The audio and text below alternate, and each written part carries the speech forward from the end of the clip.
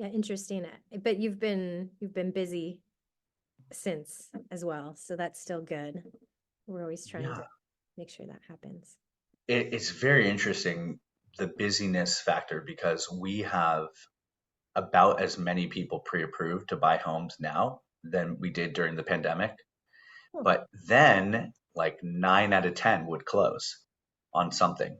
And now it's like maybe somewhere between two and three are closing. interesting. And what are Yes. the reasons behind that drop? Do you? So the higher rate environment, we can always get somebody qualified for something, assuming that they have a job and income and some money. But it might not be to the level of the expectation of what they need slash want. And so that might be a reason to sit on the sidelines just from an affordability standpoint. And then there's also the actual affordability elephant in the room, which is they can't afford anywhere close to what they want. So they're on the sidelines. So we can get them pre approved and we can offer them a purchase price and a loan amount. But if it doesn't meet their expectations, or it might meet their expectations, but then they can't find anything within that price range from Yeah, the inventory standpoint. got it. So they're just stacking up, really. Like, I'm ready, but I can't find a property, or I'm ready, but I got to wait for the payments to be more affordable, or more savings, or, a lot of different criteria. Well, I love that. I think that's a good segue. We can introduce ourselves here. So, I'm Elizabeth with SAS Financial Advisors, and we're hosting this webinar with Mike Koran, who is a mortgage broker and has a wonderful team that works with him as well. We like to send SAS clients to Mike whenever they have questions about a potential refinance and or a purchase opportunity for a home or other real estate as well. Operating in all 50 states, but Mike, you can correct me if I'm wrong, or at least have someone in every state to help. So that's always a good resource. And we like Mike because he treats our clients extremely well and they have great reviews of working with him, not only in terms of the service level, but just also the actual rates for folks on the mortgages they end up with as well. So with that, we'll turn it over to Mike to introduce himself more officially. Sure. Thanks so much, Liz. As the introduction said, I'm Mike Koran, also known as the Mortgage Man, and that's my little moniker because it rhymes with my last name, and that's what I do: mortgages. All residential is really my focus, and so residential falls into any category up to 4 units. Anything beyond 4 units is classified as commercial, and there are some circumstances where we can still help on a commercial property, usually up to 10 units. But my primary focus is residential property. And for the past 20 years, I've been a mortgage lender. And, the mortgage industry is constantly changing, and we're in a very interesting landscape now, really since the beginning of the pandemic up through the rise in rate environment. And now here we are today where rates are still on the higher side. And a lot of people have questions, and I spend a lot of my time really helping people understand what their options are by through pre-approval for a new home or from looking at the details of how they qualify for a refinance. Excellent. Great. And I know at the end we'll let everyone know how they can, get a hold of you, but also anyone on the SAS team can, make an email introduction to you directly as well. For the topic of today's conversation, I really had an interest in talking with you about the 2024 real estate outlook, given the rates environment with the Fed announcing for this year potential cuts, as well as this new National Association of Realtors settlement in recent couple, I think it was last week. But before that, I had another question. How did you get into this 20 years ago? Such a great question. So this September will be 21 years. And so around June of 2003, Mhm. I was studying to get my DRE license, which is to become a real estate salesperson and actually sell property as a listing or a buyer's agent. And over the summer, I was working on that, thinking like this was the direction I was going to go.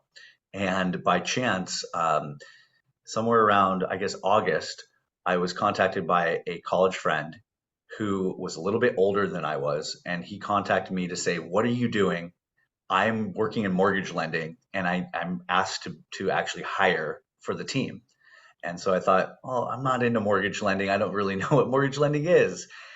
This is what I'm doing. And so, anyway, long story short, I went and interviewed with the owners of that company and immediately found a connection because I love finance. I really like working with people and then also helping with their overall like financial goals and planning. And then doing that in conjunction with property, which was a huge interest that I had, it ended up being a much better fit for me in the long run. And here we are, 20 plus years later. That's great. Was that locally here?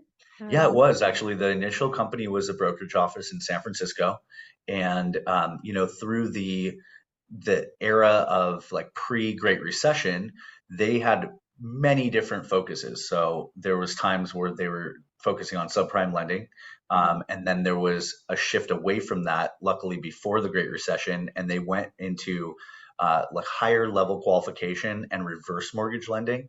Okay. And it was around that time when I realized, this isn't the exact direction that I want to go. And I also wanted to start something of my own. And so the person that I was referring to became my business partner, and we left the company literally in 2008 and then started this division of primary residential mortgage, which we're about to have our 16th year anniversary this July.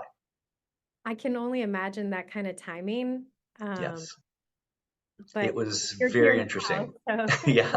Most maybe. people said, you're crazy. This is never going to work. And, the idea was you might be right. And if it is, we're smart people. We'll go figure something out. But in the long run, it really did work out. And now, 15 plus years later, we have closed together. I think we're over 5,000 loans. And then personally, I think my production is somewhere in the 3,000s over the last 16 years. That's great. That's really great. Yeah. Uh, and then, you know, ushering in this new interesting environment, rates went up pretty intensely fast over the past 2 years. Now we're at a point where the Fed has announced for 2024, at least the looking at lowering rates with, as many opportunities. But um, at least I can only speculate, right? We don't have crystal balls, but I can imagine that it would be a rate cut that's huge each time, and they have the right to not lower rates as well.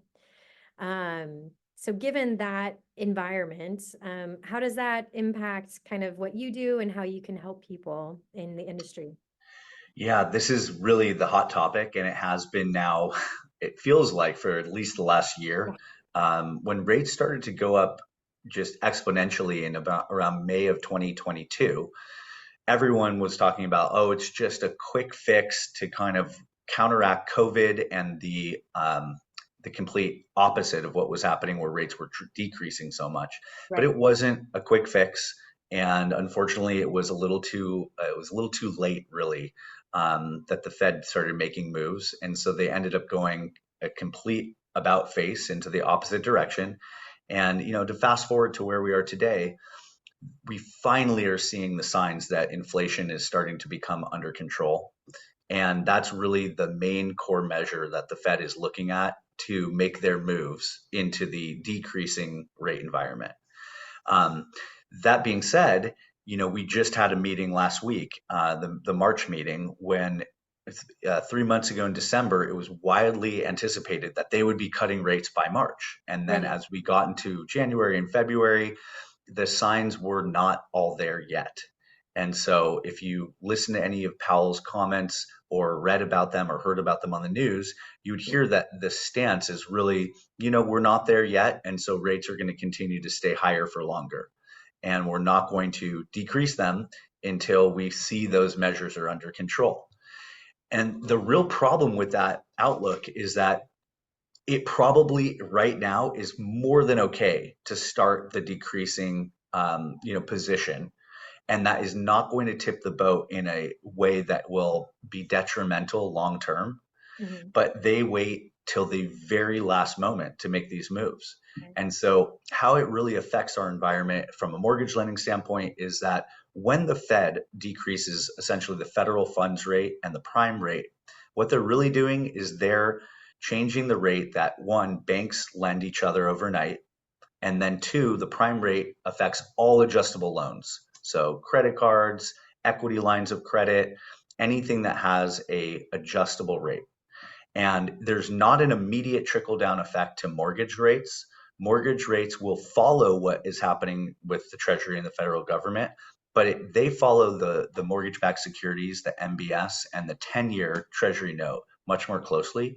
And so the idea is that when the Fed moves into this decreasing position, we'll start to see the other metrics that are used to analyze where mortgage rates are going also start heading in that direction. Um, but it's really food for thought because if they continue this position, we could easily see rates in the sixes or, potentially even higher well into the rest of this year and possibly even 2025. And so I am, really spending a lot of time educating my clients to understand what are the ramifications or the potential ramifications of waiting for rates to go down. Yeah, because the Fed as a slow mover and then, a lagging shift to actual rates on mortgages from that shift, I could see there's still a pause for a lot of buyers out there to, stay on the sidelines. But buying a house, at least we know in financial planning, comes down to a lot of different factors. There are different reasons, and a lot of them have to come down to timing and affordability. And so when we look at potential rate shifts, if they stay the same, still a great time to buy if you can afford it, even if rates are the rate that they're at. And then if rates eventually go down, potential for, still buy, but then a refi in maybe a year's time out. That's right. I think you said once a year, no more frequently than once per year, to refi. Yeah, there's definitely different schools of thought on that. So, to start with, to touch upon what you're mentioning, why right now is a phenomenal time to buy if you can afford the type of property that you're looking for and get into the purchase price and loan amount range that you need for either your first purchase or a move up purchase, is that there's a lot less demand right now. Although demand is high, it is a lot less than the expectations of what that demand will become when rates drop. And so the news does an unfortunate, terrible job of making people very fearful of jumping into the housing market today because of high rates.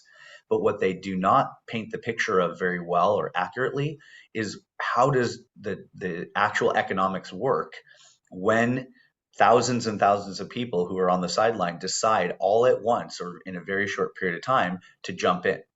And the way that supply and demand works, it's actually quite simple. If there is way too much demand and very little supply, prices will go up.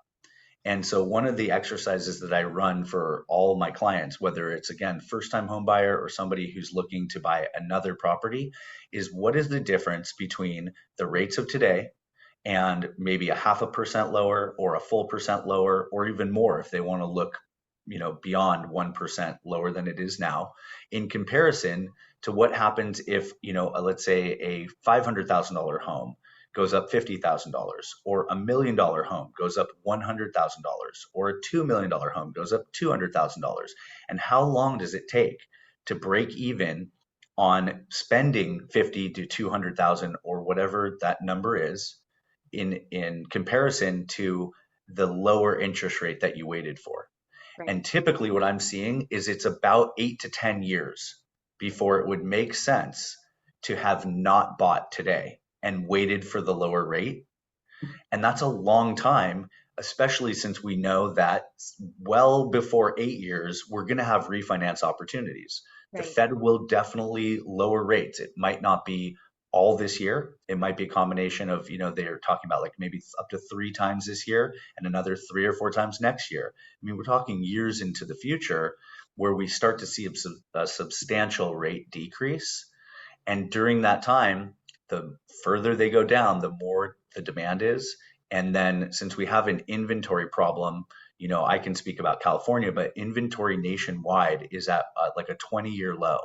And And is that related just to lagging new construction starts? It's related to new construction starts, but it's also related to what's being called the lock-in effect, which is home buyer or homeowners currently that were able to secure a rate in the 2020, 2021 era where they might have something in the twos or possibly in the threes. Or nowadays, if you have a rate in the fours, that can Mm. even be, a psychological driver to not make a move yet. And so there's a lot of concern that the longer that that population holds out in selling, the more prices will increase as well. Because again, with lower inventory and rising demand, we have price inflation. And if you look at today, Case Shiller had their numbers came out, and in comparison to Fannie Mae and Freddie Mac, we saw something like 6% appreciation year over year, which is pretty sizable in a time period where most people, again, like psychologically speaking, are thinking that prices are going down and they're actually based on the numbers not. And so if we get into double digit appreciation when rates drop, that makes the affordability issue even worse for most people.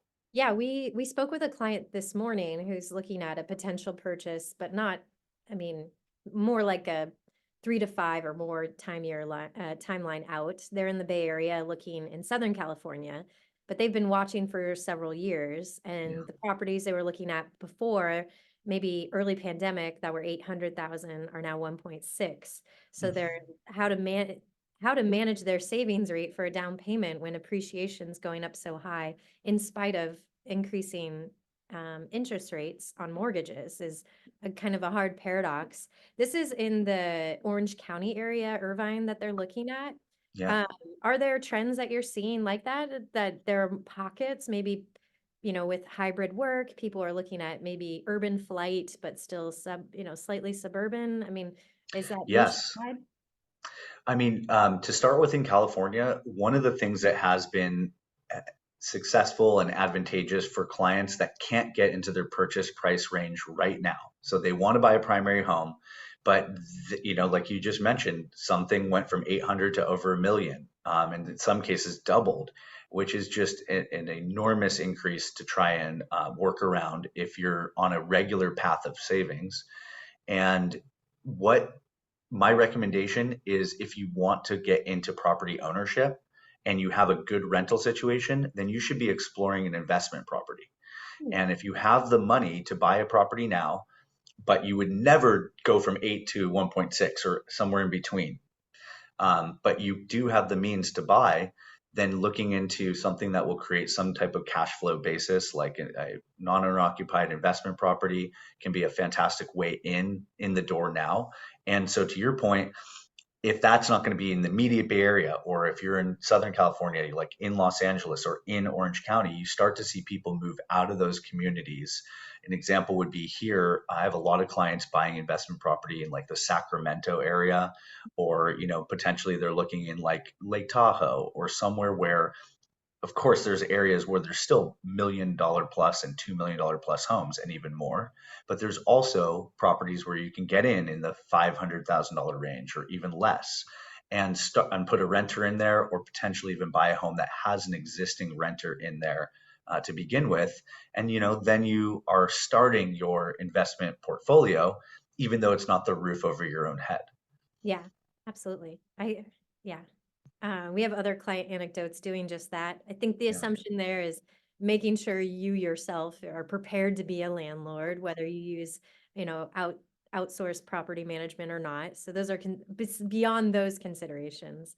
of course. Absolutely those. Is there, let's see, would you anticipate we would see sub 3% rates on mortgages anytime soon? Not unless there's, and I always knock on wood when I say this, but not unless there's like some natural disaster that we can't foresee, or some other, geopolitical issue that rises to the occasion that just puts our economic, it puts us into economic turmoil. Another pandemic potentially could be something of that nature.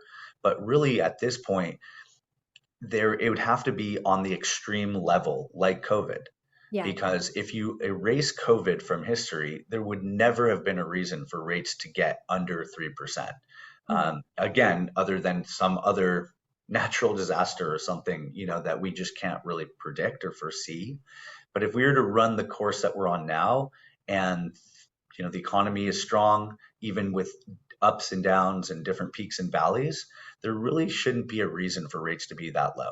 Mhm. And historically, since we have started to monitor and track rates, which I believe is around 75 years, possibly like 80 years, rates on average are in the sevens. They're Mhm. somewhere around 7.5 or 7.75. And that takes into account when they were two, when they Yeah. were three. It also takes into account savings and loan crisis in the 80s when they were in the teens. But average rates are about where they are today. And Okay. so if we can survive off of average rates, then there won't be as much impetus for them to decrease. And Mhm. so then the question is like, well, what changes? There's an affordability issue. Of course, people look at that as a rate issue, but then there's also the kind of the bigger affordability issue, which is rising prices. Yeah. And so there has to be a certain point where the two of those are in more of a combination. And then that way people start to feel, and I always keep saying psychological because a lot of this is psychological. When you run numbers for somebody that says my maximum payment is 6,500, I can reverse into, well, this is exactly the purchase price and loan amount that you can afford then. And then it's like a big wake up call because in their mind, they're hearing like, no, this is such a bad time. But then when you can see the numbers, in black and white, you can start to really see that maybe there is a way to fit this into your budget now. And then Mhm. hopefully you're somebody looking back on this time and going, I'm so happy that I did purchase a home now because when rates drop, you will be refinancing a home that you own Yeah. instead of like competing with dozens and dozens and hundreds of other people that don't own property, and now they're racing in because they see rates are 5 or maybe 4, depending on how low they eventually go. Yeah, I totally see that. I mean, there's various anecdotes. It's pretty tough in the Bay Area to be with not without these anecdotes, but maybe 10 years ago, a coworker who owned in the East Bay, and I was like, oh, maybe I'll look and get pre-approved. And he's like, you should totally stretch yourself to get the most you can for your Yeah. first purchase. And everything is, I hadn't yet become a financial planner yet or in the industry, is working in tech, but everything about that kind of made me bristle a little bit. And I, even as a planner now, I think I'm a little more conservative by nature, but I do see, just given some of the factors we talked about with pricing, demand, and rates and those relationships, and just the limited inventory in general on how, these things can work in tandem. So perhaps there will always be some sort of middle ground here, one way or the other. But if it's time to buy, it's also time to buy. Affordability is something that we certainly can help clients on as well, in terms of that reverse structure. Hmm. But speaking of buying and buyers, there's Yeah, this new news that came out of, I guess this is the latest of a couple settlements with the that's National right. Association of Realtors. Maybe you could give us a synopsis, just how it impacts from your perspective. Um, Sure. Um, so from the buyer's perspective, the real change is that for all the years in the past, most of the time, if not all the time, in many different areas, the buyers, or I should say, the buyer's agent's commission was mhm, paid by the seller. And so what was advertised was that on this listing, this property listing, the buyer's agent will be paid their commission by the seller. And that was like almost a given, yeah. to the point where buyers really never had to consider what their agent that represents them, the real estate agent, was being paid for the service that they provided through that purchase transaction. And what this settlement is going to do away with is this blanket the seller pays. Instead, what will happen is that the buyer's agent will negotiate what their fee is, and they will get the buyer to agree upfront before they get into contract that there is a certain amount of cost that they will pay for the service that the buyer's agent provides. Now, although they will have some form of an agreement, they will not necessarily have to pay it. What will happen is that on a per offer basis, so on every property that that buyer ends up making an offer on, the seller will also have in writing what they're offering. And so an example might be, um, Can we use a this house. $1 million purchase price? Let's say, Yeah, let's say it's $1 million purchase price in the Bay Area somewhere, or somewhere in California as an example. And again, typically what you'd see when you're looking at the listing is it would say buyer's agent commission paid by seller, and it's usually 2.5%. So Mhm. there's about 5% of commissions going, half to the buyer's agent, half to the seller's agent, which so is known that's as the listing agent. so 50,000 total, and if it's split 50-50, 25 to buyer's agent, 25,000 to seller's agent, Correct. 100% of that was responsible previously to the seller to pay. To the seller to pay. Now, again, there's anomalies here, like a seller that's for sale by owner, they're not using agents, Yeah, or an off-market property that was not listed on the multiple listing service, which is the MLS. right. So there's always different arrangements that could be possible. But if it was a typical resale, Yeah. that's usually what you'd see. And so in that same example, in the future, if the seller says, this is $1 million, that's the price, I will only pay my agent's commission, which is the 25,000, Mhm. then the buyer's offer needs to be incorporating paying their own real Buyer's estate agent. fee. Yeah, the buyer's fee. And so what that, in this context, that buyer might say, great, yeah, all right, I will also pay your fee, 25,000, if that's what it ends up being.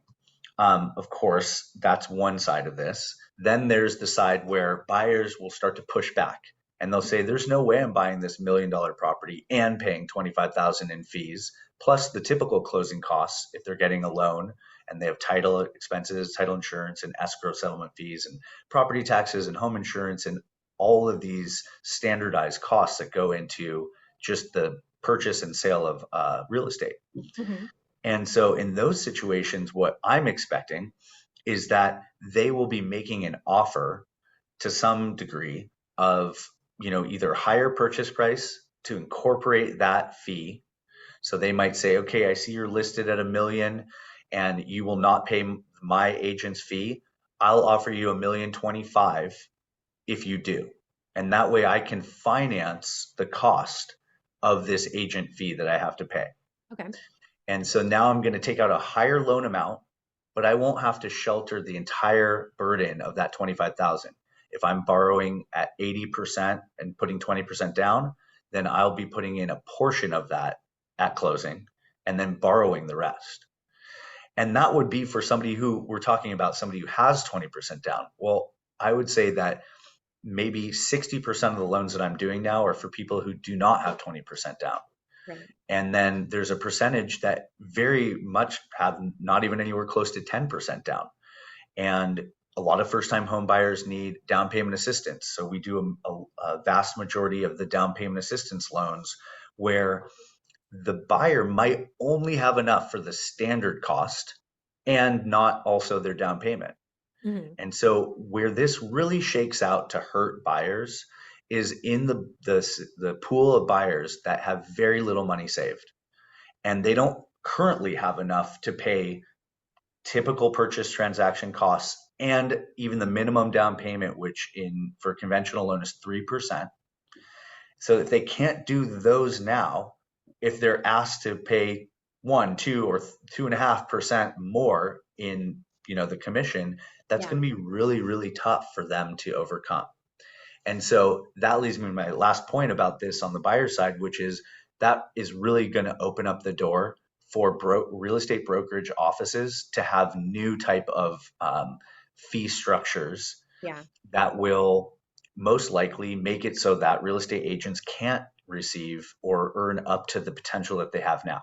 The kind of what we call the standard 2.5 on both sides is Yeah. going to be disrupted by this settlement and the changes that are coming into place. And that hopefully will help buyers and sellers for that matter, but it definitely won't exactly help real estate agents. And so agents that already do a lot of business, they will be able to lower their cost to their clients because they have enough volume. Okay. But one of the bigger issues, again, with the affordability kind of premise that we started with, is that real estate agents are competing for a much smaller group of buyers at this point, and sellers for that matter. And so agents that are doing one or two transactions a year, or even one or two every half a year, might be pushed out of the industry because there wouldn't be enough earning potential for Mhm. them to spend their 40 hours a week or whatever ends up being their full-time position, to bring home income that doesn't support their own family and lifestyle, whether it's here in the Bay Area, all California, or anywhere in the country. Hmm. So a lot of change will come as a result, Right. but ultimately, I think that it will be positive for buyers and sellers, as Mhm. well as both mortgage professionals and real estate professionals that are really experienced and professional and very detailed in what they do and are capable of not making as much, but doing more volume. Yeah, like I saw an example once where a buyer came in and found out the agent involved on the seller side was charging or had negotiated a specific percent. And I think it was 5% that this agent was trying to charge to represent both seller and buyer. So he Okay. wanted to take the whole five. Yeah. So the buyer came in and said, well, how about we negotiate for three Hmm. if you represent seller and buyer? Because otherwise I'd have to get an agent for Right. us as a buyer and take away from 5 to 2.5. So at That's least right. three gets you more or whatever, some amount in between. In Yeah. this case, it was 3%. So, and that was a, well-established firm that sends you the bottle of wine with their boilerplate logo every Christmas, example. So you could potentially see more of that, I suppose, one iteration of what might happen increasingly. Yeah, I absolutely think so. It will level the playing field, so to speak, in the sense that there will be agents, and there already are. There's something like 100,000 mortgage loan originators didn't renew their license from 2023 to 24. It was a 43% decline Wow. of professionals in the industry that I'm in. And on the real estate side, I think they had something like 30, low 30s in percentage of non-renewal. Okay. And with the shrinking amount of volume prior to the settlement, just due to the current market constraints that we have, many people are leaving the industry. And so, from my perspective, that actually is an okay and decently good thing for my Mhm. business. And I saw the same type of shakeout happen after the Great Recession. you know, Thousands, hundreds of thousands of people left the industry. Back then, you could be a real estate agent or a mortgage lender and also like literally bag groceries at your local Safeway. And people were just like, oh, yeah, I'm an agent. Come buy a house from me. And it Sure. didn't make sense. Like they had no professional background in what they were doing, but because it was so easy, they were able to succeed. And maybe not And necessarily providing value for that. correct, without the value add, and most likely, and in a lot of those instances, without the professional experience to really give value, even if they wanted to, they just didn't have the context to be able to provide that. And when that happened, although it was a really hard time for mortgage lending and real estate, post Great Recession, so we're talking 2009, 10, 11, and into 12 and 13, those people left the industry and they got jobs in other industries. And that made it so that the professionals that were able to weather the storm and stay in the industry were stronger. And they're able to provide more for their clientele and also make it so that people were working with true professionals in the industry and not people that just jumped in to jump on a bandwagon to like make a lot of money. Right. Okay. So So I do see some what's positives there. yeah, some positives, but otherwise some mix and some uncertainties on Yeah. what this looks like. But certainly, again, not a reason to sit on the sidelines if, purchasing a home is what you're looking to do right now either. Right. And now through July, as I was just reading last week, and the official change will happen in July where the buyer will have to have this buyer agreement for how much they're paying on the or willing to pay on the commission side, it Mhm. sounds like, and that will be within the purchase agreement kind of overall that they have with the agent that they select.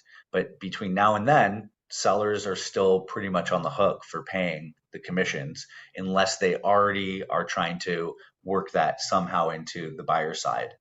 Um, so we'll start to see transactions have different constraints and different setup and structure. But officially in July of this year, it will 100% go away as far as how it has been for the past several decades. Okay, great. Interesting.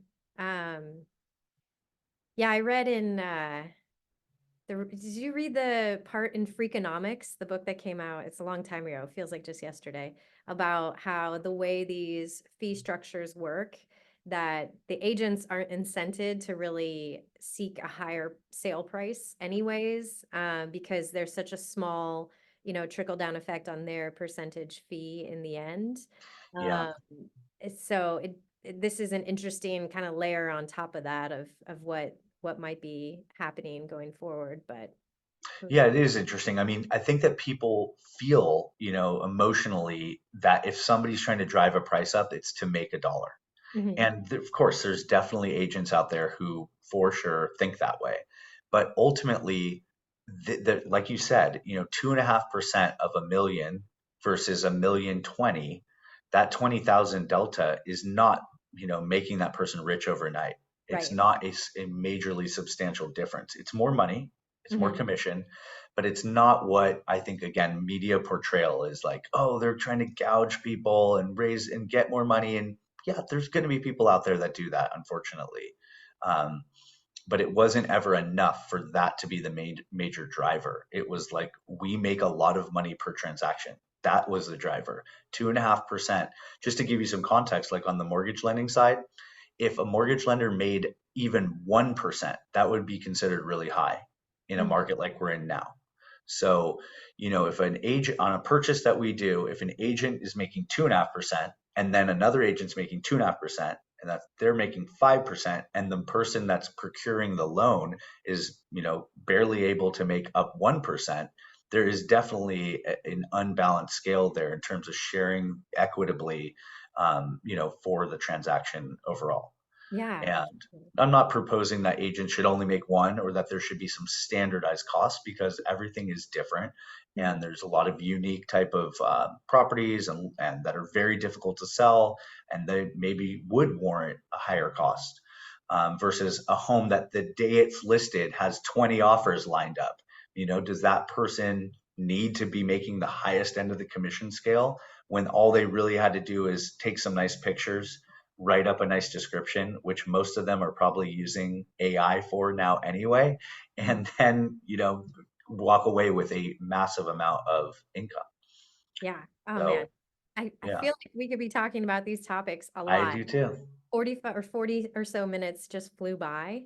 Yeah. But before we end, I wanted to make sure that we could share, and we'll send this out as well with the recording, how people can best get a hold of you. One way is always to contact your SAS advisor, though, sometimes on these requests, it could take a little bit of a day or so to get back to you, where we can personally introduce you to Mike over email.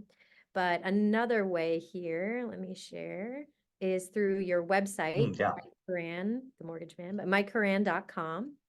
And they can, all the contact information is here, as well as which flow purchase a home, refinance a home, apply now, et cetera, et cetera. And when we share with our clients the recording from this webinar, we also will have it on our webpage here.